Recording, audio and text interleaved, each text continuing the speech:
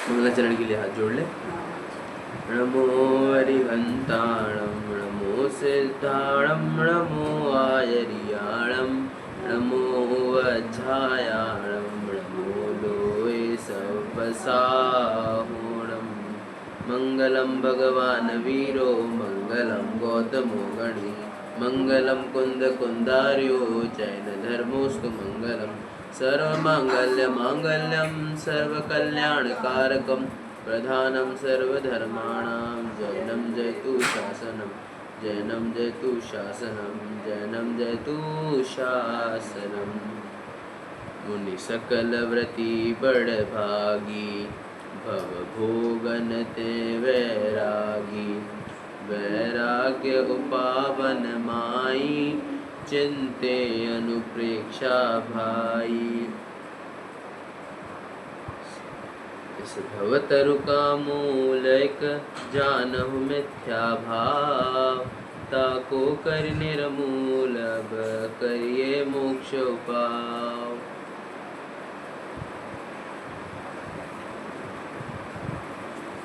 पिछले 5 दिनों में अपन ने 5 भावनाओं पर चर्चा कर ली। कौन कौन सी? अनित्य, अशरण, संसार, एकत्व और अन्यत्व की अपन ने साथ में चर्चा करी।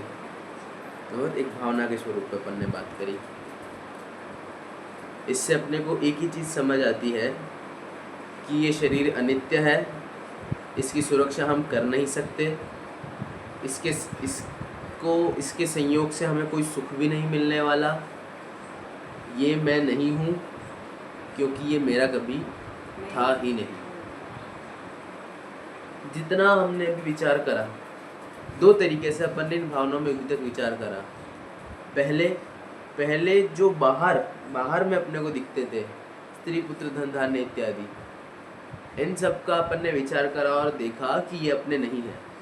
फिर दूसरे स्टेज पर अपन आए, दूसरी सीढ़ी पर अपन आए, अपन शरीर पर आए और क्या कहा कि ये शरीर भी मेरा नहीं है। ऐसा विचार करा अपन ने विगत इन भावनाओं में, और इसका सार क्या निकला है? एक नित्य शरणभूत सार्थक जो मैं हूँ वो कौन है? आत्मा।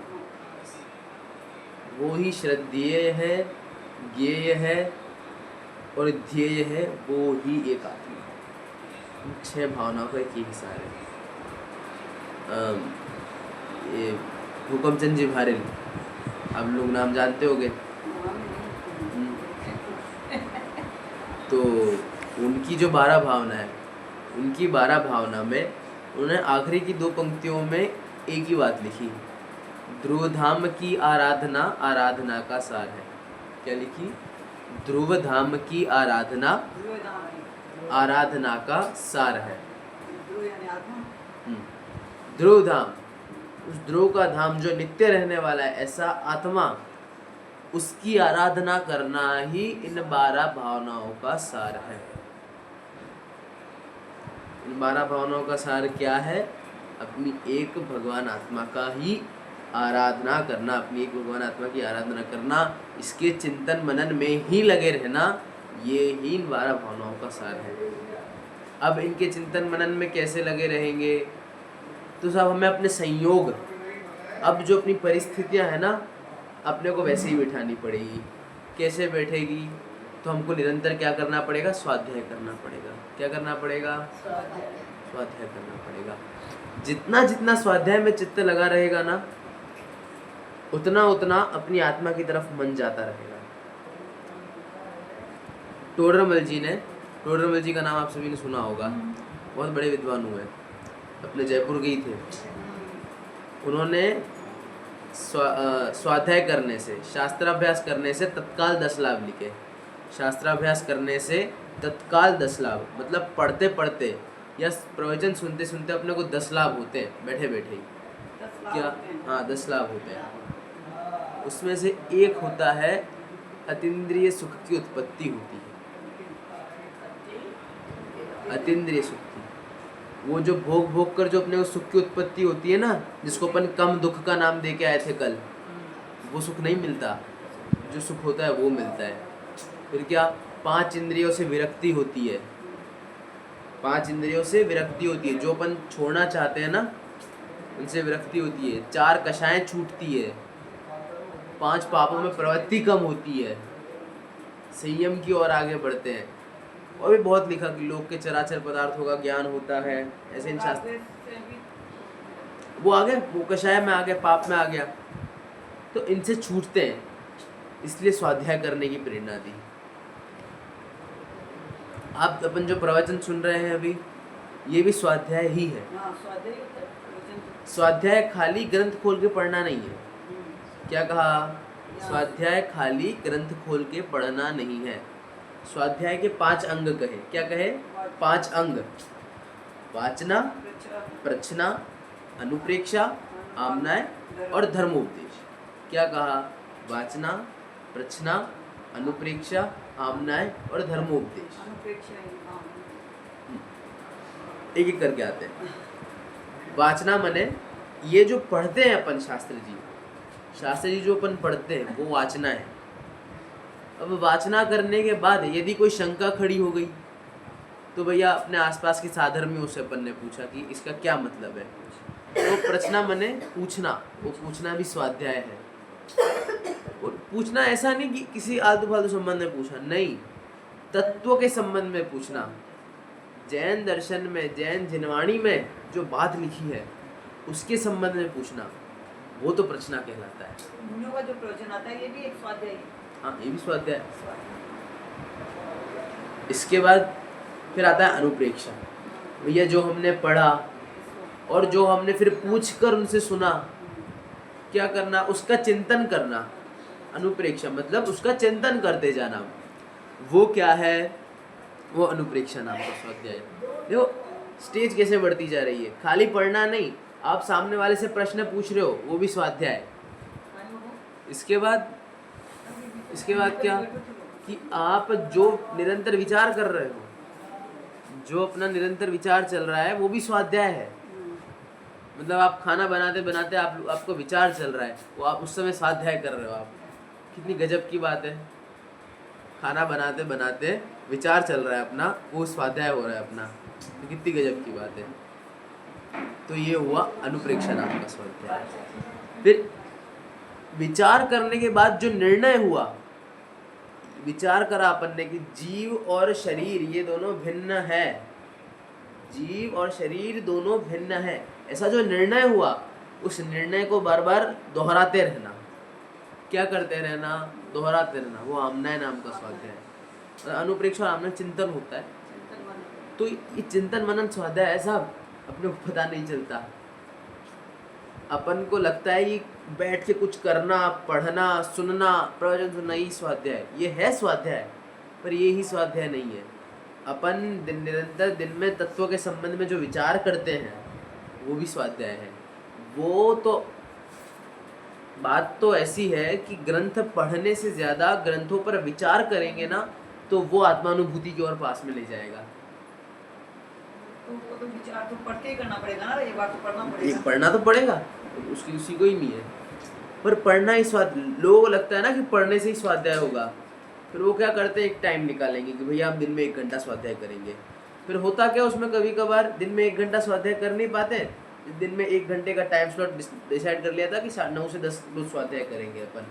वो 9 की 9:30 हो जाती है, फिर सोचते हैं कि अब कल से करेंगे। तो ऐसा नहीं, स्वाध्याय कोई अलग से बैठ के करना, आप निरंतर जो विचार कर रहे हो। अच्छा, ऐसा तो है नहीं अपन ने पढ़ा ही ना हो कुछ। पूजन इत्यादि अपन करते हैं, अरे करते नहीं करते, पूजन करते हैं अपन लोग, पूजन में भी तो स्वाध्याय हो जाता है। क्या पढ़ते हैं अपन पूजन में? इंद्रिय के भोग मधुर विष सम लावण्यमयी कंचन काया, यह सब कुछ जड़ की क्रीड़ा है, मैं अब तक। ठीक है, स्वाध्याय तो है इसमें। कितनी अच्छी बात लिखी। इंद्रिय के भोग, जिन भोगों को अपन भोगते हैं, जिन भोगों को अपन भोगने की इच्छा रखते हैं, ऐसे इंद्रिय भोग वो क्या है? मीठे जहर है। कैसे हैं? मीठे जहर पीने में तो अच्छे लगेंगे, भोगते वक्त तो अच्छे लगेंगे, पर क्या होगा बाद में, विषसम, जहर के जैसे, कब खत्म कर देंगे पता नहीं चलेगा। तो ये पूजन में नहीं हो जाता स्वाध्याय। अपन भैया देवशास्त्र गुरु देवशास्त्र समुच्चय पूजन पढ़ते हैं, तो उसमें क्या आता है, न से घातिया कर्म अरहंत देवा, करे सुर असुर नर मुनि नित्य सेवा, दर्श ज्ञान सुख बल अनंत के स्वामी। तो इसमें क्या आया, ये स्वाध्याय आ गया ना। अरिहंत भगवान की स्तुति कर रहे हैं अपन, अरिहंत भगवान के स्वरूप पर विचार कर रहे हैं। कैसे हैं अरिहंत भगवान, जिन्होंने घातिया कर्म का नाश कर दिया है। तो ये भी तो स्वाध्याय हो गया। तो स्वाध्याय के लिए अलग से समय नहीं निकालना है, मतलब ऐसा हो कि हम अलग से बैठ के नहीं, हमारे दिन प्रतिदिन की क्रियाओं में ही स्वाध्याय हो जाता है। निरंतर जो तत्व के प्रति हमारा विचार चले, अरे वो भी स्वाध्याय है। बात ये चल रही है कि इन भावनाओं का जो सार है, इन भावनाओं का जो सार है वो है आत्म ध्यान करना। और वो आत्म ध्यान कैसे होगा, स्वाध्याय पूर्वक। कैसे होगा, स्वाध्याय पूर्वक। तो अपन स्वाध्याय के स्वरूप पर विचार कर रहे थे कि भैया स्वाध्याय मतलब शास्त्र पढ़ना नहीं होता, शास्त्र पढ़ना ही स्वाध्याय नहीं है। शास्त्र पढ़ना कहलाता है पर वो ही नहीं, उसके 5 अंग कहे, जिसमें वाचना, प्रचना, अनुप्रेक्षा, आमनाय और धर्मोपदेश, ऐसे 5 अंग कहे। तो अपन ने वाचना पे बात करी। वाचना मतलब पढ़ना, ये पढ़ना मात्र। इसके बाद प्रचना, पढ़कर जो अपने को शंका उत्पन्न हुई, उस शंका का अपने से जो बड़े जन हैं, जो गुरु हैं, जिनको ज़्यादा आता है, उनसे पूछकर उस शंका का निवारण करना, वो क्या है, प्रचना। मतलब सिर्फ पढ़ना नहीं, पूछना भी स्वाध्याय है। पूछ के जो अपने को उत्तर मिल रहा है, जो अपन चर्चा कर रहे हैं। इसके बाद अपन अब अनुप्रेक्षा और आमनाय पे बात कर रहे थे।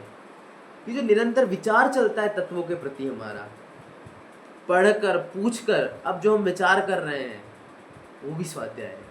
अब वो आप खाना बनाते वक्त भी कर सकते हो, वो आप नहाते वक्त भी कर सकते हो। उसके लिए तो अलग से समय नहीं निकालना पड़ेगा फिर। तो अब इसमें भी एक बड़ी बात जो मैं बताने वाला था, उपदेश तो ऐसा है कि तत्व विचार वाला जीव ही सम्यक दर्शन का अधिकारी है। क्या कहा, तत्व विचार करने वाला जीव ही सम्यक दर्शन का अधिकारी है। मतलब जो निरंतर तत्व विचार में लगा रहता है, जो तत्व विचार करता है, भैया मैं कौन हूँ, कहाँ से आया हूँ, ये जगत कैसे परिणमन करता है, मेरा स्वरूप क्या है, ऐसा जो विचार करता है, निरंतर जो ऐसा विचार लगा रहता है, वो असली स्वाध्याय है और उससे ही सम्यक दर्शन होगा।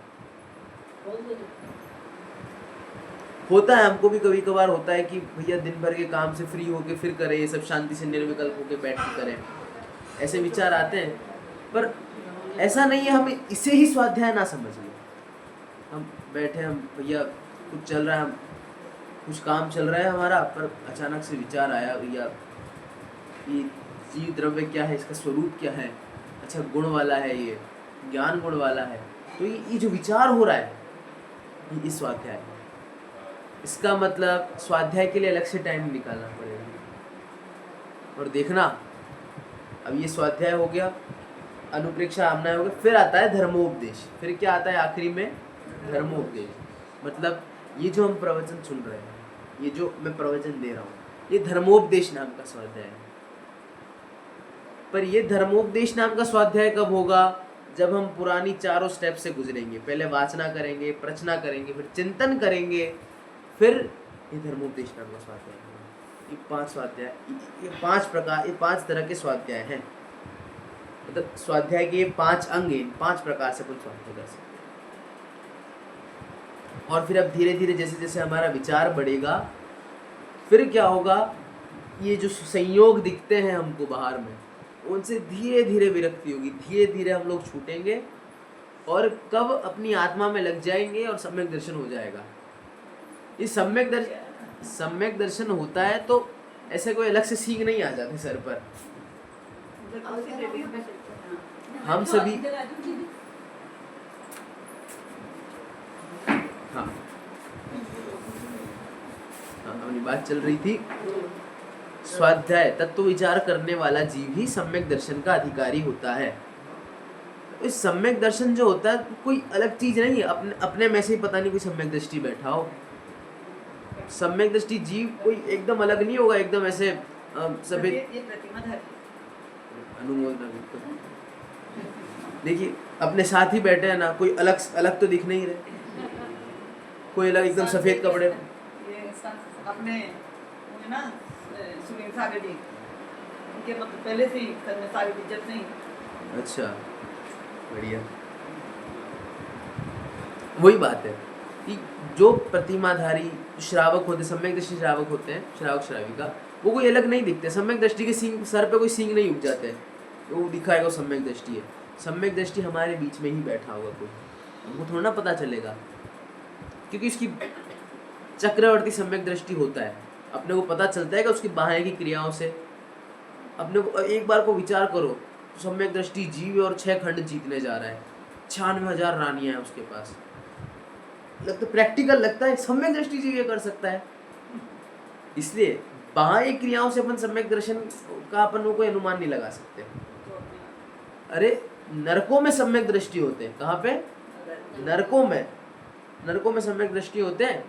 तो ऐसा नहीं है नरक में अलग बैठ के आत्म ध्यान कर रहे होंगे, नरक में है तो बराबर मार काट में लगे होंगे। मार काट करके भी फिर सम्यक दृष्टि है, मार काट करते हुए सम्यक दृष्टि है। उसका मार काट करना मजबूरी है, नियोग है कि वो वहां है, उसको वो करना पड़ रहा है। परंतु उसको एक चीज का भान है कि ना सामने वाले को मैं मार रहा हूँ, ना उसको मारने वाली क्रिया का करता हूँ, मैं एक अखंड ज्ञायक त्रिकाल शुद्ध स्वभावी आत्मा हूँ। उसको इस बात का भान है, इसलिए वो सम्यक दृष्टि है। चक्रवर्ती को भी पता है कि वो 96,000 रानियों का भी भोग करते हुए उनका भोग नहीं करता, वो इसलिए सम्यक दृष्टि है। उसको भेद विज्ञान पता है, इन शरीर से, इन संयोगों से उसको भेद विज्ञान पता है, इसलिए वो सम्यक दृष्टि है। और ये कैसे होगा? ये होगा एकमात्र स्वाध्याय के बल से। हम स्वाध्याय करेंगे, विचार करेंगे, तो अपने आप उस एक लेवल पर पहुंच जाएंगे जहाँ हमको स्वाध्याय के लिए अलग से बैठना नहीं पड़ेगा, विचार के लिए अलग से बैठना नहीं पड़ेगा। अपने आप विचार होने लग जाएंगे, अपने आप विचार आने लग जाएंगे। पर वो जब तक अपन शुरू नहीं करेंगे ना, तब तक ये बातें सारी अपने को कल्पना लगेगी। ये फैक्ट है, जब तक अपन शुरू नहीं करेंगे ना, तब तक सब बातें कल्पना है, और वो भी कोरी कल्पना। एक बार शुरू करना पड़ेगा, शुरू करेंगे, धीरे धीरे आगे बढ़ेंगे। पहले दिन से कह रहा हूं मैं, क्योंकि मिथ्या तो अनादि का लगा हुआ है, वो नहीं छूटेगा इतना जल्दी। पर अब भैया दशरथ मान जी ने इतनी बड़ी चट्टान तोड़ दी थी बीच में से, उनको 65 साल लगे थे। तो अपनी तो अनादिकाल की मिथ्यात्व की चट्टान है। तोड़ दी थी दशरथ मान जी पहाड़ तोड़ दिया था, पहाड़ तोड़ के रास्ता बना दिया था। अच्छा वो गजब कहानी है। आप लोग पता है नहीं पता है दशरथ मान जी की स्टोरी? वो उन्होंने बीच में से पहाड़ चीर दिया था पूरा। अच्छा, एक दशरथ मान जी नाम के आदमी थे, वो जिस गांव में रहते थे, उस गांव में ज़्यादा सुविधा थी नहीं, पुराने समय की बात है। ये अपने बिहार का क्षेत्र ही है शायद, उनको क्षेत्र याद नहीं आ रहा कौन सा। तो वहाँ पे उनके गांव, उनको कुछ भी सामान या कुछ लेने जाना होता था तो चट्टान पार करके जाना पड़ता था, ऊंची चट्टान पार करके जाना पड़ता था, पानी भरने जाना, कुछ करने जाना हो। तो एक दिन होता क्या है, दशरथ मान जी की पत्नी ऐसे ही पानी भरने के लिए चट्टान से चढ़ के जा रही होती है और पैर फिसलता उस चट्टान से मर जाती है। दशरथ मान जी तब संकल्प लेते हैं कि तूने मुझसे मेरी बीवी छीनी, अब मैं तुझसे तेरा अस्तित्व छीन लूँगा। और वहाँ वो उस पहाड़ को एकदम भेद देते हैं और उस पहाड़ से रास्ता बना देते हैं। उस एक अकेले आदमी ने, क्या कहते हैं उसको, वो छेनी और हथौड़ा लिया और उससे पूरा पहाड़ तोड़ डाला। 65 साल लगे उनको, 65 साल, और सही में कर दिया। आयु इतनी लंबी होगी इस टाइम बिल्कुल। आयु वो कौन से काल की बात है? अरे अभी की बात है, ये तो अभी की बात है, ये अभी की बात है। पंचम काल की, हाँ स्टार्टिंग होगा। नहीं, अरे 50-70 साल पुरानी बात। 50-70 भी ज़्यादा बोल दिया हमने तो, 40 साल पुरानी, बीच में से पहाड़ छीन दिया पूरा।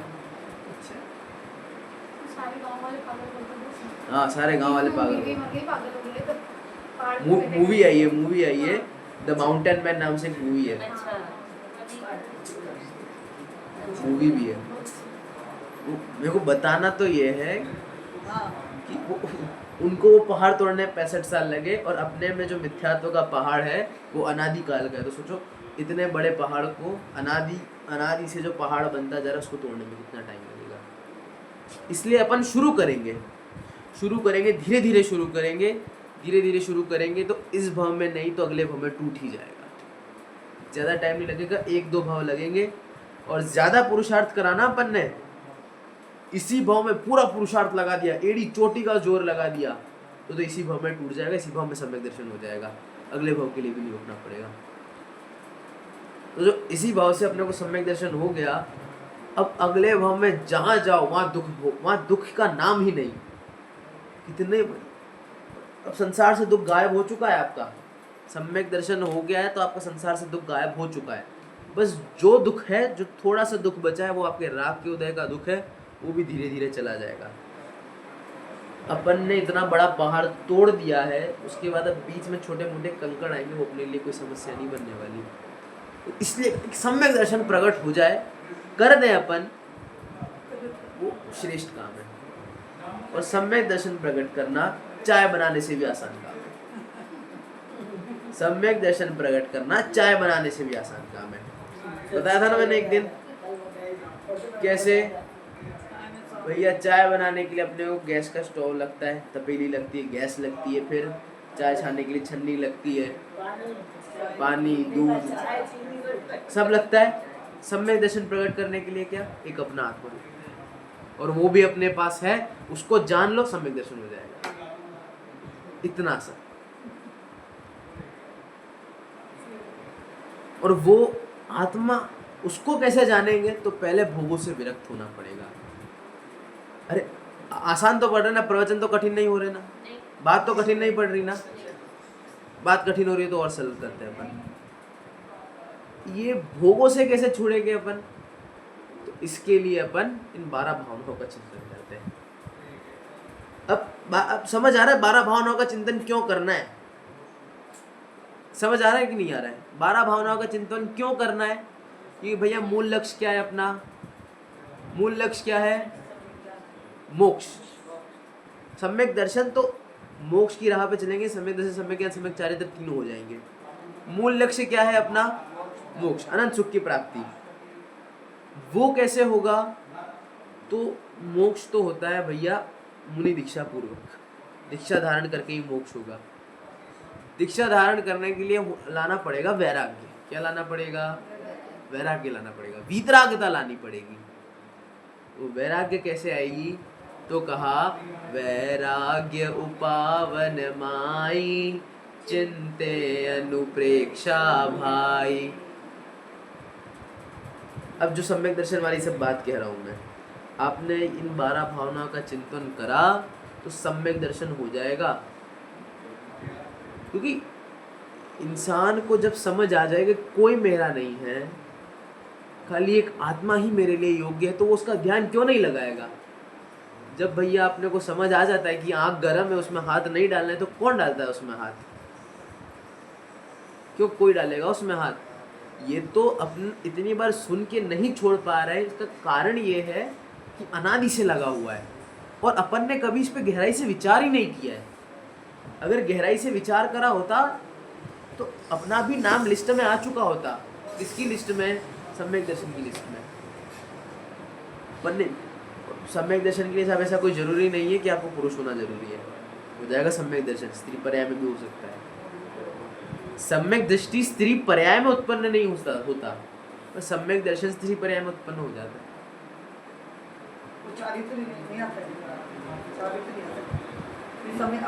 हाँ, 5वें गुण स्थान से आगे नहीं जाएंगे। हाँ। पर सम्यक दर्शन हो गया, अपने को तो इतना ही चाहिए था।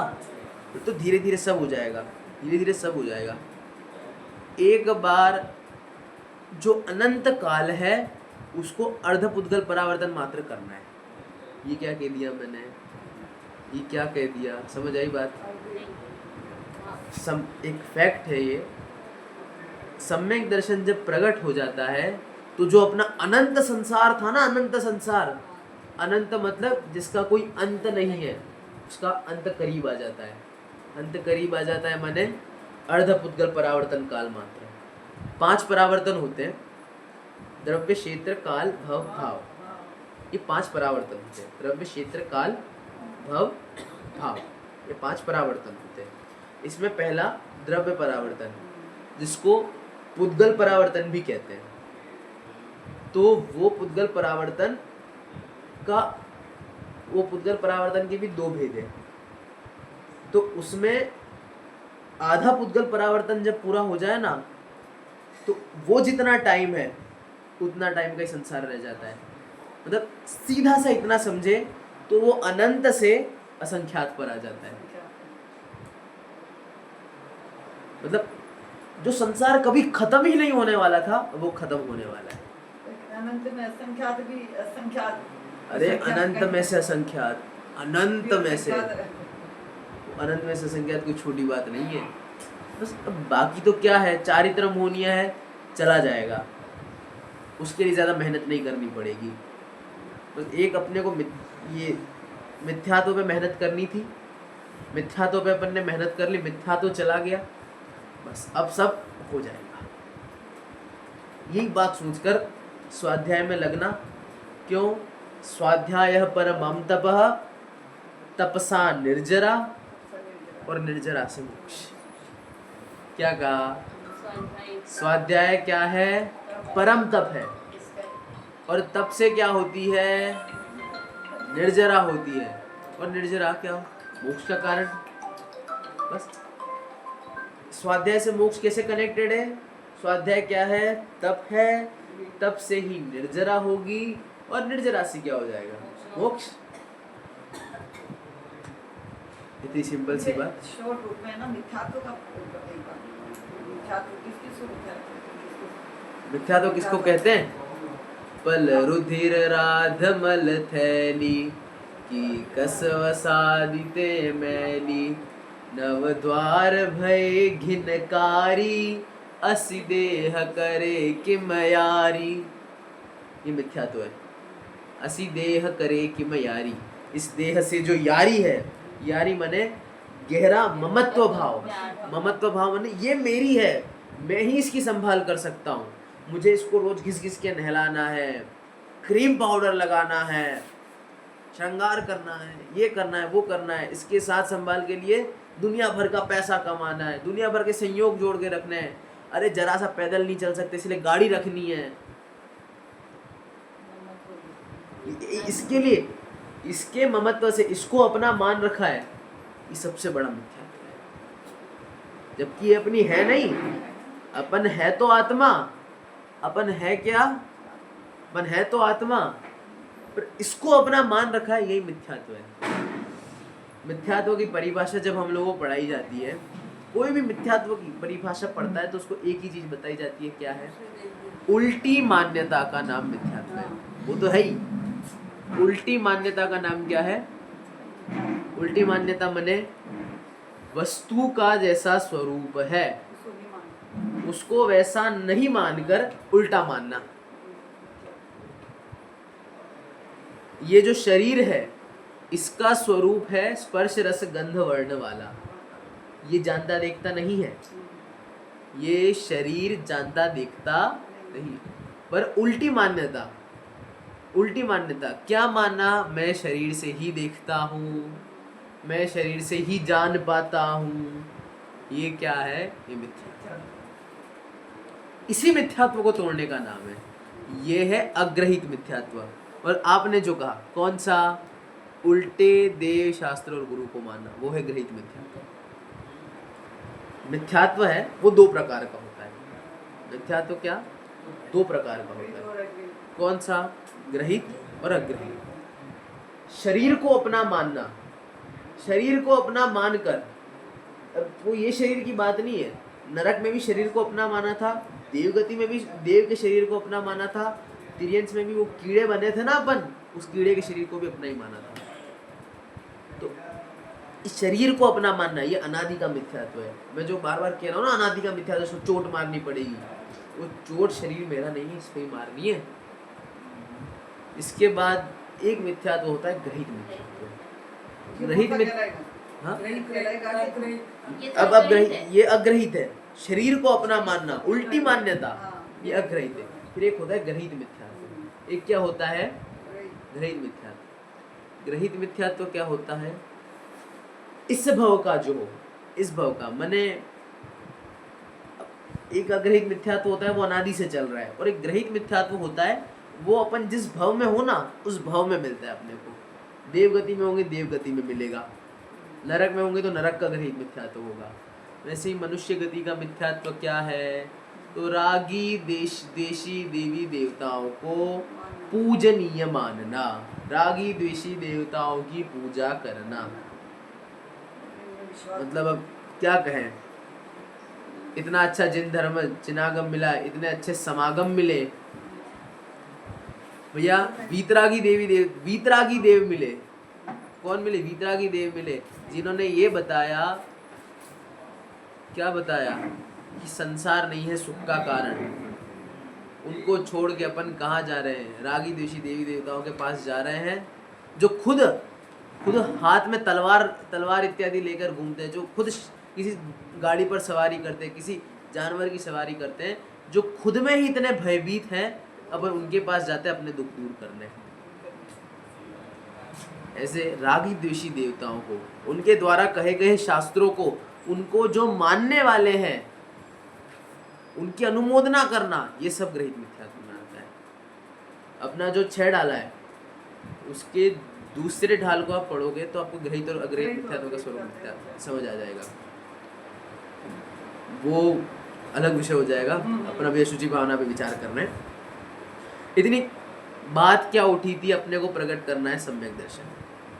वो होगा स्वाध्याय से, वो होगा स्वाध्याय से। स्वाध्याय में भी खाली पढ़ना स्वाध्याय है क्या? नहीं, विचार करना भी क्या है? अब क्या विचार करना? पल रुधिर राधमल थैली की कसव सादिते मैली, नव द्वार भय घिनकारी, असी देह करे किमयारी। ये क्या है? ये विचार करना। क्या विचार करना? अरे रुधिर राध मल की क्या है? शरीर थैली है, थैली जिसमें से निरंतर नव द्वार भय घिनकारी, जिसके नव द्वारों में से निरंतर क्या बहता रहता है? मल बहता रहता है, गंदी। सुबह उठते से ही आँख साफ करते हैं सबसे पहले अपन, फिर ब्रश करते हैं अपन, कानों में से कचरा निकलता है, नाक में से। वर्णन कैसा करें अपन, कैसे करें अपन? और फिर अपन क्या करते हैं? नहा लिया, अपन अच्छे दिखते हैं, साफ हो गए नहा के। भैया जिस घड़े के अंदर मल भरा हो उसको बाहर से कितना भी साफ कर लो, क्या वो साफ होगा? होगा साफ? भैया जो चीज़ एक बार गंदी हो जाती है तो अपन उसको फेंक देते हैं ना। भले ही बाहर से अपन ब्रेड लाते हैं, अगर वो अंदर से सड़ी हुई हो और बाहर से कितनी भी अच्छी पैकिंग हो, अपन खरीदते नहीं खरीदते ना। एक्सपायर चीज़ होती है, एक बढ़िया वो हो, कैप्सूल हो, कोई क्या कहते हैं वो, कप सिरप हो, बाहर से इतनी अच्छी पैकिंग है, उसकी इतनी अच्छी पैकिंग है, पर पता चलेगा अंदर का माल सड़ा हुआ है तो अपन नहीं खरीदेंगे उसको, दवाई को उसके पास ही दे के आ जाएंगे दुकानदार।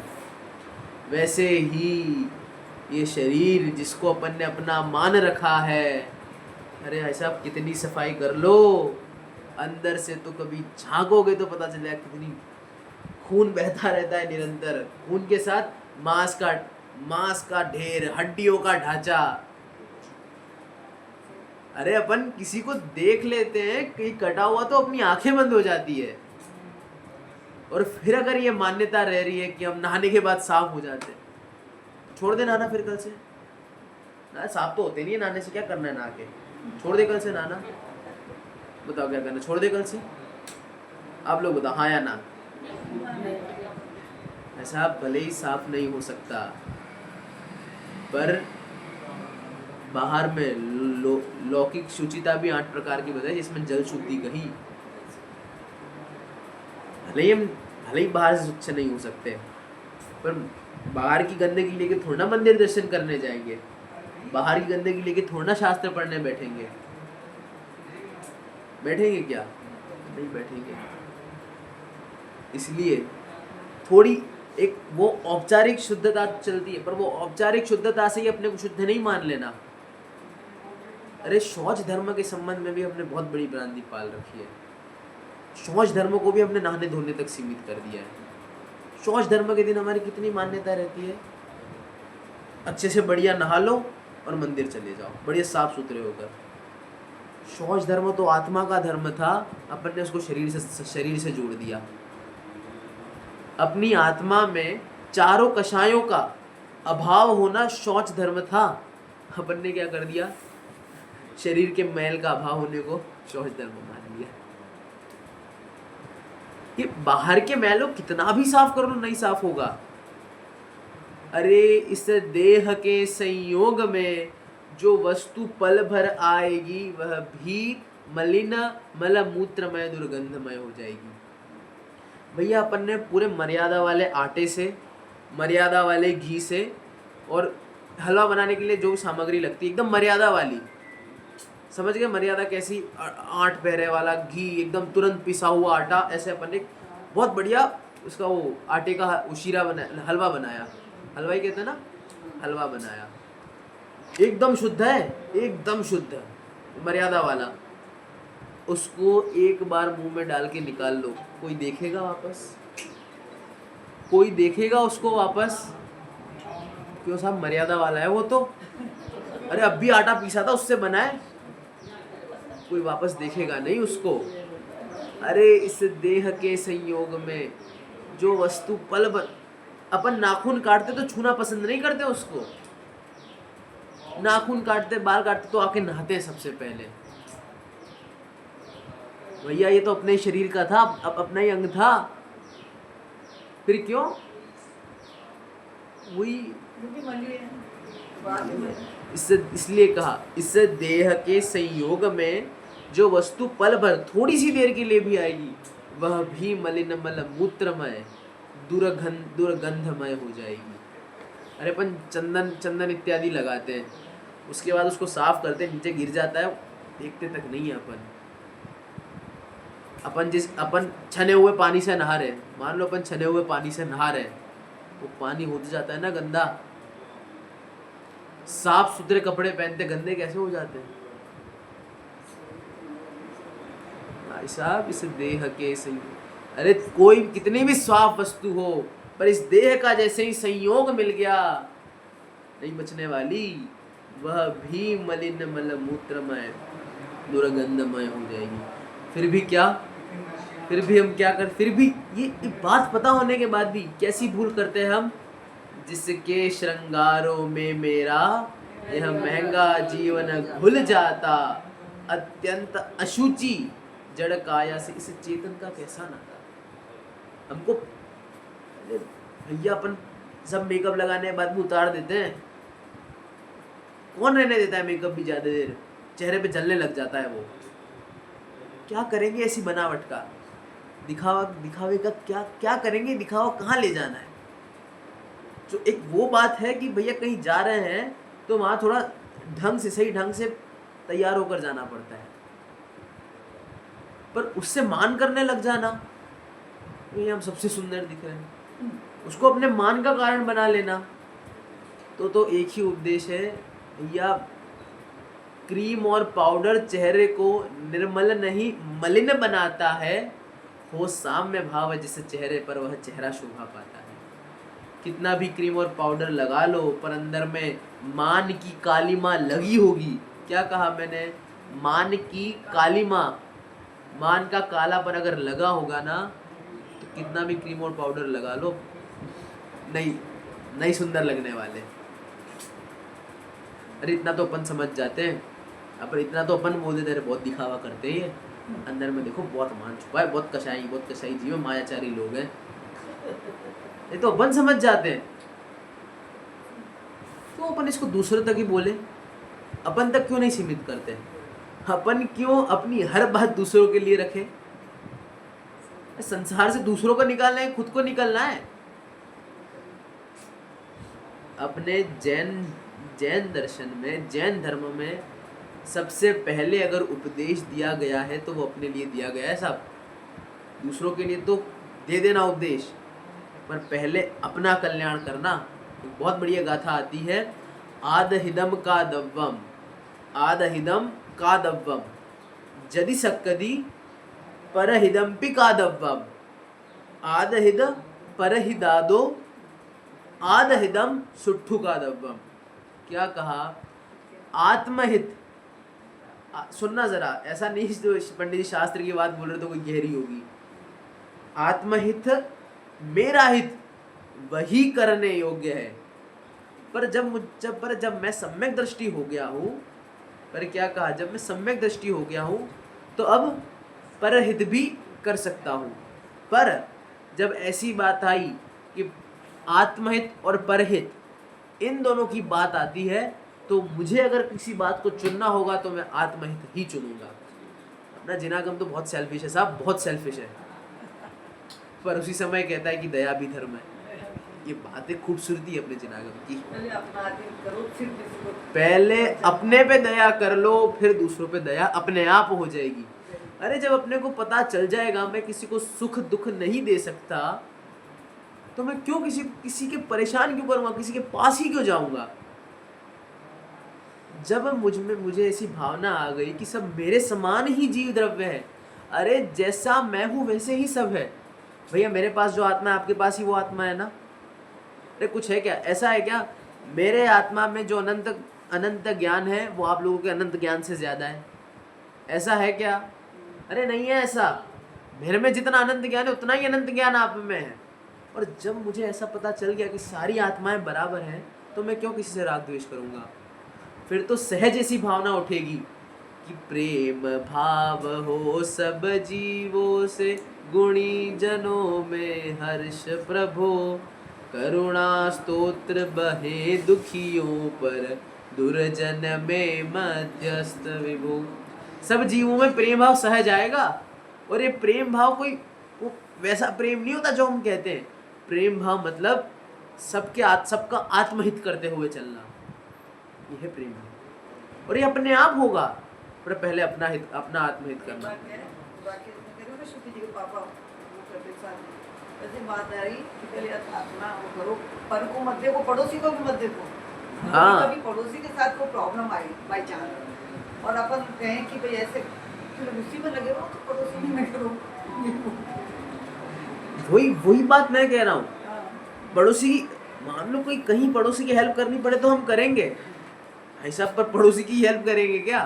अरे हो गई उसकी हेल्प, ठीक है, जितना अपन कर सकते थे अपनी तरफ से कर सकता है कि क्या करोगे आप अपना मतलब कोई चलो थोड़ा अपने को लगे कि भैया अभी आर्थिक संकट आ रखा है, तो अपन थोड़ा ध्यान कर दिया। अब इस पे लोग ऐंठते हैं, हमने दान दिया था, अरे हमने उनकी हेल्प करी थी, ऐसा करके कभी कभार पड़ोसी को नीचा दिखा देते हैं। नहीं, उसका पुण्य होगा ना तो ही तुम कर पाओगे। ये तो है, सामने वाला का पुण्य होगा ना तो ही कर पाएंगे। एक बात तो आप सभी इन दिनों में से ये लेके जरूर जाएं कि हम कैसे भी चाहे हम सामने वाले को कुछ नहीं कर सकते। सामने वाले का पुण्य का उदय होगा तो उसको जो मिलना होगा मिल जाएगा। वो सामने वाले में आपका पुत्र भी आता है, आपका पति भी आता है। अपन के ना बच्चों के लिए हम कर रहे हैं, नहीं उनका पुण्य करवा, उनका पुण्य का उदय होगा तो अपन उनको सहज ही सब मिल जाएगा। उदय था तो आप लोगों को धर्म सभा सुनने का मौका मिला। मेरा ऐसा उदय था कि मुझे यहाँ आने मिला। ये इसमें अपन ने कुछ नहीं करा, ये कर्म बंधे थे, कर्म का सहज ऐसा क्या कहते हैं निमित्त नैमित्तिक संबंध। ये इसको ऐसा समझिए, एक ऐसा संबंध है कर्म के उदय से ही जो होना होगा, जैसा जिसका पुण्य होगा, पाप का उदय होगा, उसको वैसा ही मिलेगा। अपन जैसे मरे चाहे कुछ नहीं कर सकते। ये अब कुछ नहीं लेके जाए तो ये जरूर लेके जाए, कभी आकुलता जीने नहीं, कभी आकुलता में नहीं जियो गया। अरे होगा उसका जैसा पुण्य का उदय होगा उसको वैसा मिल जाएगा। कहते हैं ना कि मैं बेटे पोतों के लिए इकट्ठा कर रहा हूँ, इसमें क्या आएगा कि उनका पुण्य चल रहा है, इसलिए वो लोग अरे उनका पुण्य का उदय था तो उनको मिल गया, उनका पुण्य का, और अपना पाप का उदय था तो अपनी ऐसी मति चल गई। ऐसे मत क्या कहा मैंने? उनका पुण्य का उदय था तो उनको ऐसा मिल गया, और अपना पाप का उदय था इसलिए अपनी ऐसी मति चल गई। देखिए आपको बहुत वो लग रहा होगा, क्लैश हो रहा होगा बातों में। तो एक तरफ लोग उनकी अपने बच्चों के लिए अपन नहीं करेंगे तो कौन करेगा? अरे होता ही नहीं होता है, एकदम ऑनेस्ट रह गए, होता है। और फिर पंडित जी एक तरफ ये बात भी बोल रहे हैं, क्या बात बोल रहे हैं कि अपन अपने बच्चों का कुछ कर नहीं सकते। देखिए मैं ये बात क्यों कह रहा हूं, बच्चों के लिए करते रह जाएंगे क्या पूरे जीवन भर? आप चले जाओगे, बच्चे नहीं आएंगे आपके साथ। इसलिए मन में इतनी भावना रखना, भले ही हम कर रहे हैं पर उनको मिलेगा तो उनके पुण्य के उदय से। क्या कहा मैंने? अरे भले ही कर रहे हैं हम, पर मिलेगा किससे उनको? उनके पुण्य के उदय से। तब अब महसूस करोगे कि जीवन में जो हल्कापन आ रहा है उसका आनंद ही कुछ और है, वो अकथनीय है, वो हल्कापन महसूस होगा, ऐसा बोझा उतरेगा। तो ये अशुचि भावना का चिंतन है। अशुचि भावना में पहले पर शरीर से, क्या कहा? पर शरीर से अपनापन तोड़ रहे अपन, पर शरीर में अपने पुत्र इत्यादि सबका शरीर आ जाता, सबसे पहले अपन अपनापन तोड़ रहे हैं। भैया पहले बाहर से अपनापन तोड़ो, फिर अंदर आओ। बाहर से तोड़ दिया, वो अपना अपने में आए, अपने में भी कितना गए, कितना भैया अपन 12 बबेरा की भावना पढ़ते हैं ना, उसमें आता है नहीं आता है? सात कुधातु मई मल मूरत चामल पेटी सो है, अंतर देखत या सम जग में अवर अपावन को है। पता है क्या कहा? ये 7 कुधातु से ये देह बनी है, इसके अंदर देखते ना, अंदर देखते तो पता चलेगा इससे ज्यादा गंदा और कुछ नहीं है, इससे ज्यादा गंदा और कुछ नहीं है। अरे पता चल जाता है जब कोई अपने घर में मान लो कोई जानवर वगैरह चूहा वगैरह मर जाता है तो पूरा घर बसा जाता है, इतनी बदबू आती है। जब किसी आदमी की डेथ हो जाती है ना, उसको अपन क्यों बांध के रख देते हैं? बांध क्यों देते हैं? घंटे 2 घंटे से ज़्यादा के लिए वो बाहर रह गया ना, देखना अपने आप उसमें कीड़े उत्पन्न होने लग जाएंगे। ये जितना छेद है ना, छेद, चींटियाँ तो बाहर से आएगी, जो छेद है ना, छेद, इसके अंदर से कीड़े निकलने लग जाएंगे। वो निगोदिया जीव जो भरे अंदर वो निकलने लग जाते हैं। तो निगोदिया तो एक इंद्रिय हो गए, मैं 2-3 इंद्रिय की बात कर रहा हूँ। वो निकलने लग जाते हैं। अरे जब प्रत्यक्ष में प्रकट रूप से इतनी, क्या करेंगे इसमें अपनापन करके? इसलिए सारे कवि ये लिख के गए, क्या लिख के गए? राचन जोग स्वरूपन या को विचरण जोग सही है, यह तन पाय महातप कीजे, या में सारे यही है। वापस बोलता हूँ, ये शरीर का क्या स्वरूप है? शरीर का क्या स्वरूप है? पंक्तियां बहुत सरल है, थोड़ा सा एक बार सुनना ध्यान से, आपको अर्थ समझ आएगा।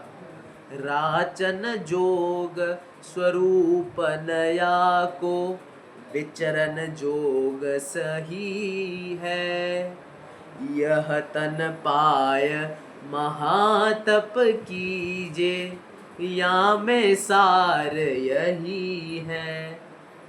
शरीर मिला है तो एक तप करने के लिए मिला है, और इसमें सार यही है। ये तन मिलने से हमें, तन मिल गया तो हमें कोई मान करने के लिए नहीं मिला है साहब, हमें इतना अच्छा तन मिला है। हाँ, राचन जो, अरे इसमें रचे पचे रहना ये शरीर का स्वरूप नहीं है, विचरण करना, इसको छोड़ देना, ये इसका स्वरूप है। ये तन मिला है तो क्या करना है? महातप, महातप माने स्वाध्याय।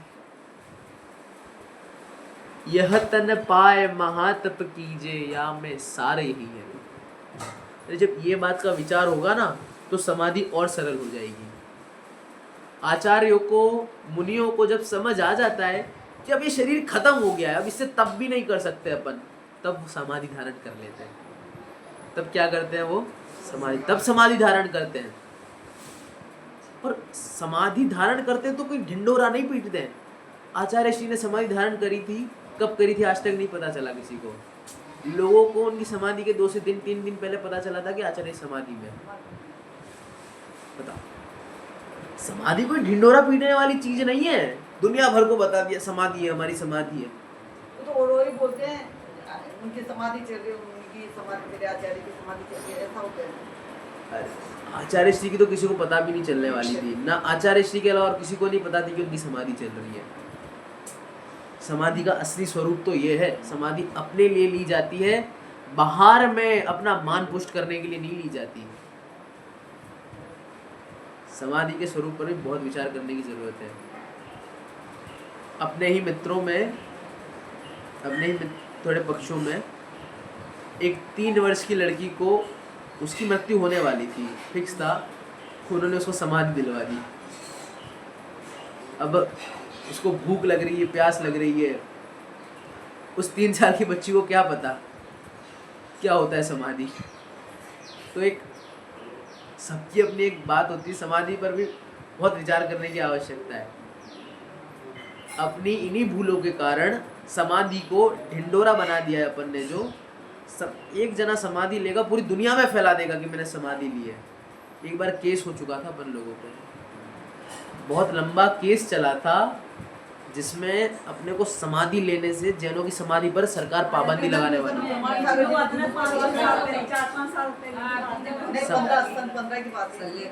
समाधि पर पाबंदी, हाँ समाधि पर पाबंदी लगने वाली थी। केस ये नाम से कर दिया था कि आत्महत्या कर रहे हैं। जो मुनिराज ने उनको समाधि धारण करवाई होगी, कितने विशुद्ध भावों से करवाई होगी।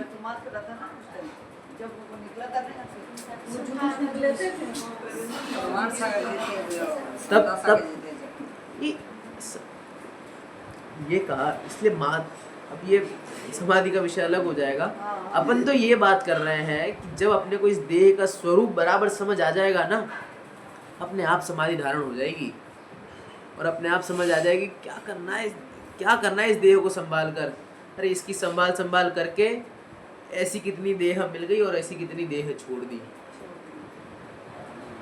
एक चीज ये बताइए कि आजकल जो बीमार हो जाते हैं उनको समाधि दिला देते हैं एंड टाइम पे, जब उनके प्राण निकलने होते हैं, कपड़े भी उतरा देंगे, उनको सारा सब छुड़वा देते हैं, मुंडी भी बना देते हैं। अभी तो हुआ ना सुंदर सागर जी का, अभी हुआ है। सुंदर सागर जी वो 1 घंटे एक घंटे के 2 दिन रहे, 2 दिन नहीं अभी और जगह भी हुआ है, वो गैस से आ गई।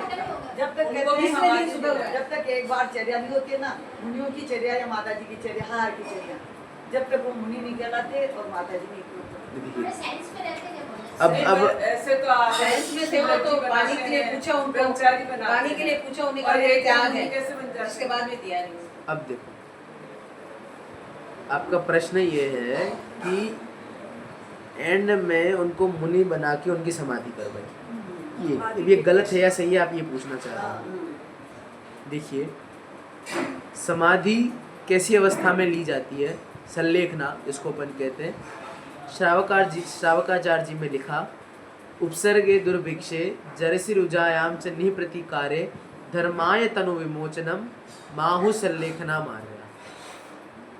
धर्म के लिए तन को छोड़ना, क्या कहा? धर्म के लिए तन को छोड़ना संलेखना है।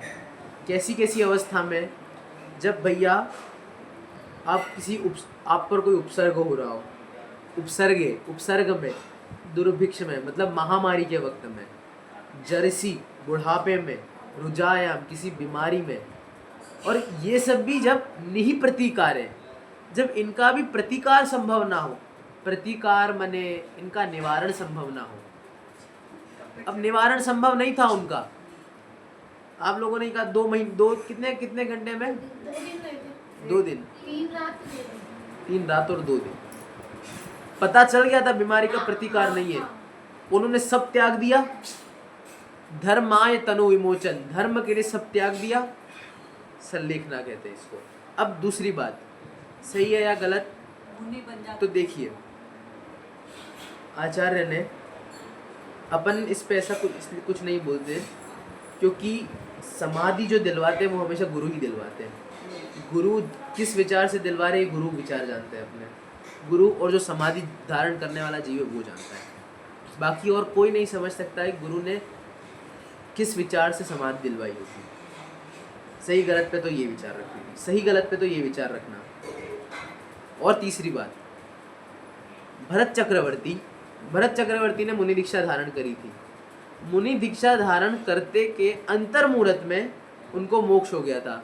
वो आहार करने भी नहीं गए थे, उन्होंने ना भाषा समिति ना इरिया समिति, कोई समिति भी नहीं पाली थी, पर उन्होंने मुनि दीक्षा ली और तुरंत मोक्ष हो गया उनको।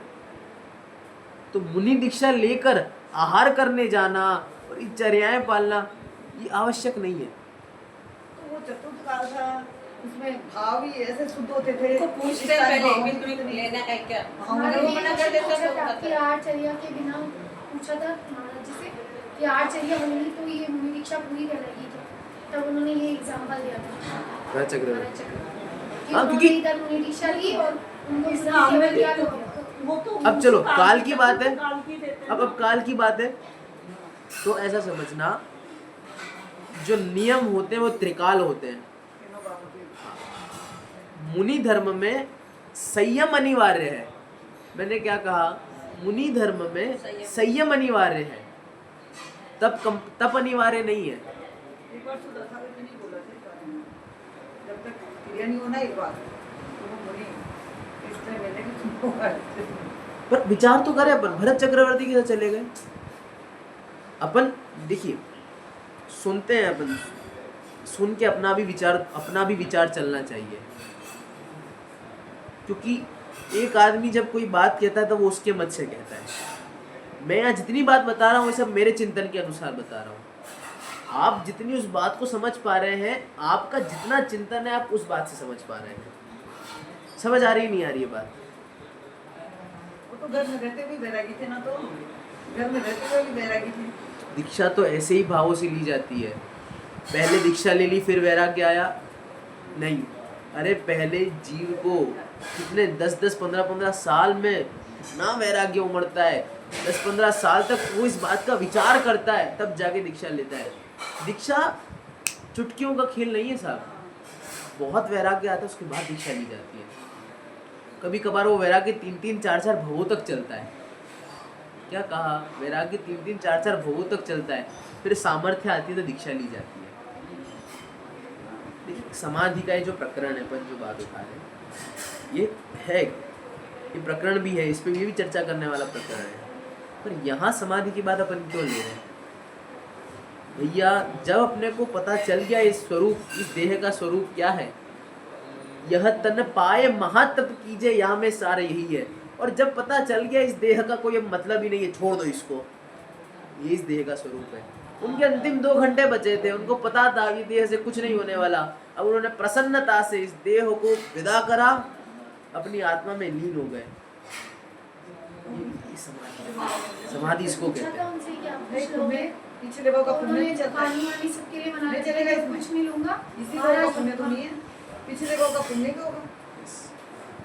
मुनि दीक्षा धारण करना कोई छोटी बात नहीं है, अपन समझे इजी नहीं है। मैं कह रहा हूँ कभी कभार 3-3, 4-4 भोग का चिंतन, 3-3, 4-4 भोग का पुण्य क्यों मुनि दीक्षा धारण। ये अशुचि भावना के चिंतन में, चलो ये समाधि का प्रकरण आया इसलिए अपन ने इसकी बात करी। इतनी अपनी बात तो इतनी चल रही थी कि पल रुधिर राध मल थैली की कस वसादी ते मैली, नव द्वार भय गिनकारी असी देह करे कि म्यारी। इतनी मलिन देह से भी यारी, मैत्री, मित्रता करने से कोई मतलब नहीं है। अनादिकाल से कर रहे थे, कोई नहीं। अब सही बात पता चल गई है, अब हम सही रास्ते पर, अब हमको पता चल गया इस देह से हमारा कोई नाता नहीं है। अब अपने को पता चल गया, अपन ने ये भी देख लिया इस देह के संयोग में वो हलवा खा के बाहर निकाल दिया, हलवा भी गंदा हो गया। मतलब देह के संयोग में कुछ भी आएगा वो क्या हो जाएगा? गंदा हो जाएगा। परंतु अब मुद्दे की बात आती है, किंतु रह इस देह में निर्मल रहा जो आत्मा, वह ध्येय है श्रद्धेय है निज ध्येय भी वह आत्मा, इस आत्मा को जानना ही भावना का सार है। ध्रुव धाम की आराधना, आराधना का सार है। बात शुरू करी थी मैंने, ध्रुव धाम की आराधना आराधना का सार है, और बात खत्म भी अभी इस पे करूंगा कि ध्रुव धाम की आराधना आराधना का सार है। अंत में क्या कहा, पता चल गया देह के संयोग में कुछ भी आए, देह गंदी है, खराब है, बहुत द्वेष कर लिया देह से, अब छोड़ो। अरे भाई साहब, इस देह में पता है अपना आत्मा भी रहता है। आत्मा और शरीर एक क्षेत्रावगाह रूप से रहते हैं। कैसे? एक क्षेत्र अवगाह, मतलब एक ही क्षेत्र में है, पर एक क्षेत्र में होते हुए भी भिन्न भिन्न है, एक साथ रहते हुए भी भिन्न भिन्न है। कैसे? जैसे दूध और पानी। दूध में पानी अनादिकाल से है, ऐसा नहीं है वो दूध वाले ने मिलाया हो, अरे इसमें पहले से पानी है। अपन दूध को उबालते तो थोड़ा गाढ़ा होता है नहीं होता है? होता है नहीं होता है साहब? हो जाता है ना। तो मतलब उसमें से जो पानी था ना, वो भाप बन के निकल गया है। वैसे ही देह और आत्मा का संयोग अनादि से था, पर अनादि से होते हुए भी अलग अलग है वो दोनों। इस देह के संयोग में वो आत्मा भी आया, पर वो मलिन नहीं हुआ। क्यों नहीं हुआ वो मलिन? क्योंकि उसका स्वभाव निर्मलता है। और जब हम उस अपनी निर्मल आत्मा को जान लेंगे, उसमें पहचान लेंगे, उसमें रमण कर लेंगे, तो यही अशुचि भावना का सार होगा, और इससे ही सम्यक दर्शन प्रकट होगा। इसलिए अंत में उस ध्रुव धाम, उस अपने एक भगवान आत्मा को, अपनी आत्मा को जानना, पहचानना और उसी में जम जाना, ये ही इस भावना का सार है। ये ही अशुचि भावना का चिंतन है। इस अशुचि शरीर में जो अपना शौच स्वरूपी, शुद्ध स्वरूपी आत्मा है, हम उसको जाने, पहचाने, उसी में रम जाए, यही अशुचि। आत्मा को अवगाहन, ये कह सकते हैं क्या, शरीर के अवगाहन मिल रही है, जैसे अपन को अवगाहन। ये थोड़ा अलग प्रकरण है, इसकी बात करेंगे। अभी तो अपन जो बात कर रहे हैं, शरीर का आत्मा है ना, तो मानते हैं ना। हाँ हाँ, तो शरीर, आत्मा को शरीर अवगाहन देता है नहीं, ये शरीर जो है अवगाहना तो आकाश द्रव्य देता है, अवगाहना तो आकाश द्रव्य देता है, पर इस शरीर के आश्रित अभी आत्मा रह रहा है। क्या कहा? इस शरीर के आश्रित अभी आत्मा रह रहा है, और इस शरीर से इतना ही मतलब है कि हम तप करके अपना कल्याण करें। मैंने कहा ना, जैन धर्म बहुत सेल्फिश है। ये अपना काम कर लो, अरे बाद में जो होगा वो शरीर का हो जाएगा।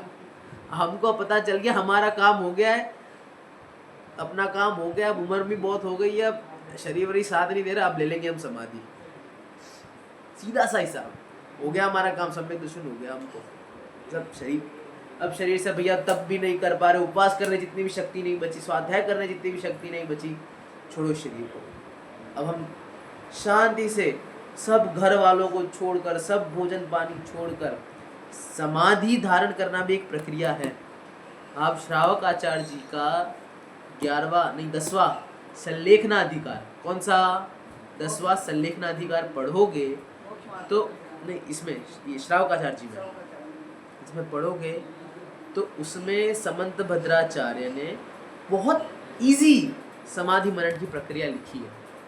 पर अभी तो हमको क्या जानना है, इस देह में जो आत्मा रह रहा है उसको जाने, पहचाने, उसी में रम जाए, उसी में लीन हो जाए, तो सम्यक दर्शन प्रकट होगा और ये अशुचि भावना का सार निकलेगा।